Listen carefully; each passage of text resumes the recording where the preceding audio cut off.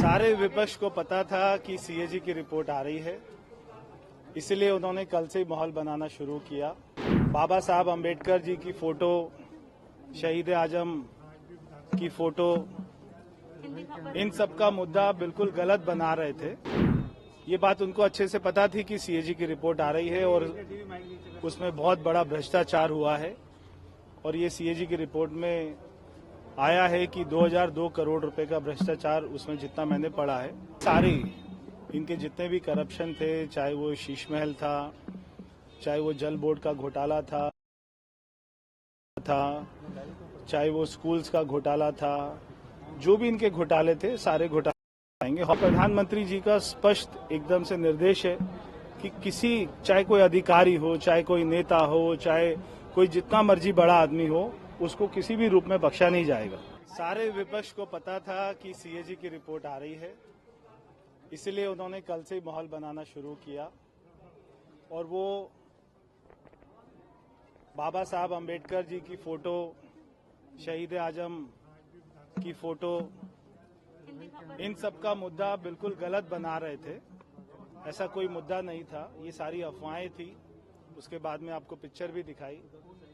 ये बात उनको अच्छे से पता थी कि सीएजी की रिपोर्ट आ रही है और उसमें बहुत बड़ा भ्रष्टाचार हुआ है। और ये सीएजी की रिपोर्ट में आया है कि 2002 करोड़ रुपए का भ्रष्टाचार, उसमें जितना मैंने पढ़ा है। और उसके बाद में पढ़ेंगे, अगले दिन में इसकी चर्चा होगी, सारी बातें आपके सामने आएंगी। शीश महल भी सब सामने आने वाला है। शीश महल भी सामने आने वाला है। देखिए, सारे इनके जितने भी करप्शन थे, चाहे वो शीश महल था, चाहे वो जल बोर्ड का घोटाला था, चाहे वो स्कूल्स का घोटाला था, जो भी इनके घोटाले थे सारे घोटाले आएंगे। हॉस्पिटल का घोटाला था, मोहल्ला क्लिनिक का घोटाला था। तो मैं आशा करता हूं कि सीएजी की रिपोर्ट जल्दी से जल्दी आए। बाकी विधानसभा 2 दिन के लिए और बढ़ा दी गई, क्या कुछ खास इन दिनों में देखेंगे? देखिए, अभी क्योंकि सीएजी की रिपोर्ट आई है, सभी जो हमारे माननीय सदस्य हैं वो इसके ऊपर में चर्चा करना चाहते हैं, तो इसके लिए अध्यक्ष ने अनुमति दी है। और उसके बाद में जो हमारे एलजी साहब का भी भाषण हुआ, उसके ऊपर में भी चर्चा होगी, तो उसके लिए अनुमति मिली है।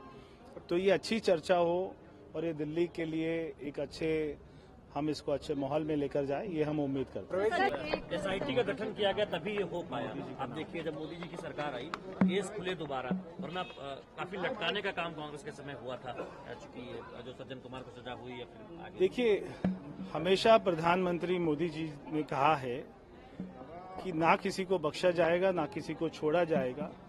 अगर किसी व्यक्ति ने कोई जो है भ्रष्टाचार किया है, उसको भी सजा मिलेगी। अगर उसने कोई घोर अपराध किया है, उसको भी सजा मिलेगी। तो हमारे प्रधानमंत्री जी का स्पष्ट एकदम से निर्देश है कि किसी, चाहे कोई अधिकारी हो, चाहे कोई नेता हो, चाहे कोई जितना मर्जी बड़ा आदमी हो, उसको किसी भी रूप में बख्शा नहीं जाएगा।